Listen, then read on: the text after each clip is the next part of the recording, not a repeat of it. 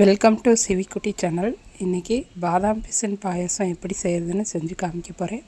இந்த சேனலை இப்போ தான் முதன்முறையாக பார்க்குறீங்கன்னா லைக் பண்ணுங்கள், ஷேர் பண்ணுங்கள், கமெண்ட் பண்ணுங்கள், முக்கியமாக சப்ஸ்கிரைப் பண்ணுங்கள். பாதாம் பிசின் எல்லாருக்கும் தெரியும். ஆனால் தெரியாதவங்க டிபார்ட்மெண்ட் ஸ்டோரில் பெரிய மளிகை கடையில் கூட கேட்டால் தருவாங்க. இந்த பாதாம் பிசின் பாயசம் உடம்புக்கு ரொம்பவே குளிர்ச்சி தரும். வயிறு புண்ணு, ரொம்ப அல்சர் இருக்கிறவங்க கூட இதை வாரத்தில் ஒரு 2 முறை சாப்பிட்டிங்கன்னா ரொம்பவே நல்லாயிரும்.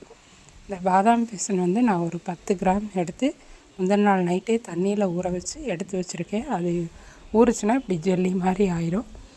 அப்புறம் ஒரு மூடி தேங்காய் எடுத்து வச்சுருக்கேன். 8 பாதாம் பருப்பு, 8 முந்திரி பருப்பை ஊற வச்சுருக்கேன். இப்போ இந்த பாதாம் பருப்போட தோலை எடுத்துடலாம். எடுத்துகிட்டு மிக்ஸி ஜாரில் சேர்த்து நல்லா நைஸாக அரைச்சி எடுத்துக்கலாம். அது கூட நான் 2 அத்திப்பழம் இருந்தது, அதையும் சேர்த்துருக்கேன். நீங்கள் இருந்தால் சேர்த்துக்கோங்க.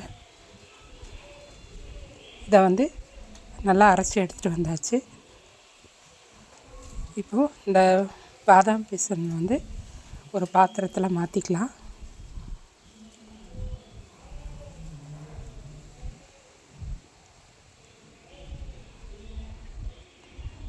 இப்போ அரைச்ச முந்திரி பாதாம் விழுதையும் நல்லா இந்த பாதாம் பிசின் ஊற்றியே நல்லா கலந்து ஊற்றிக்கலாம். இன்னும் நிறைய தண்ணி ஊற்றினோம்னா தண்ணியாட்டாயிரும். அதனால் அதவே கலந்து ஊற்றிக்கலாம். அதே மாதிரி மிக்ஸி மூடியில் இருக்கிறதையும் கழுவி ஊற்றிக்கலாம்.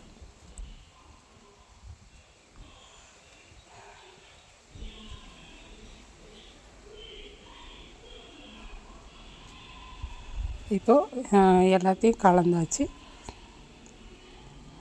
இந்த தேங்காய், ஒரு மூடி தேங்காயை ஆட்டி நல்லா கெட்டியாக பால் எடுத்துக்கலாம். மிக்சியில் அரைச்சி பால் எடுத்துக்கலாம். அது கூட வாசத்துக்கு 2 ஏலக்காய் சேர்த்துக்கலாம். இப்போது பால் கொஞ்சம் கெட்டியாகவே எடுத்து இந்த பாதாம் பிசின் முந்திரி கலவையோடு சேர்த்துக்கலாம். இது கூட நான் நாட்டு சர்க்கரை ஒரு 5 ஸ்பூன் சேர்த்துக்கிறேன். நீங்கள் பனங்கல்கண்டு சேர்த்துக்கிட்டிங்கன்னா இன்னுமே ரொம்ப நல்லது உடம்புக்கு. இப்போ அதை சேர்த்து கலந்து விட்டுக்கலாம். நீங்கள் கூட கொஞ்சம் இனிப்பு வேணாலும் இன்னும் கொஞ்சம் சேர்த்துக்கோங்க. அவ்வளோதான் ஃப்ரெண்ட்ஸ், அருமையான பாதாம் பிசின் பாயசம் ரெடி ஆயிடுச்சு. நீங்களும் இந்த மாதிரி செஞ்சு பாருங்கள். அல்சருக்கு, வயிறு புண்ணுக்கெலாம் ரொம்பவே நல்லது.